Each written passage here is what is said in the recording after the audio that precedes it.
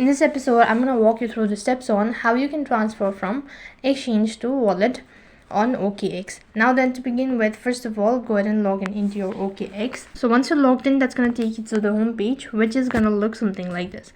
Now right on this page, you'll be able to find two different options located right on top, that is exchange and wallet. So first thing, you need to go ahead and select the wallet, and after that you need to find receive on the wallet page. So first thing, you have to create a wallet. Since I don't happen to have a wallet, so just gonna go ahead and create my wallet. So here you can see I'm just basically creating my wallet account. The wallet has been created. Now go to the discover tab located right at the bottom. So after the wallet has been created, now go to the trade, and from here you need to swipe towards the left hand side, and after that you need to enter in the exact amount that you wish to withdraw, and then you need to go ahead and select the withdraw.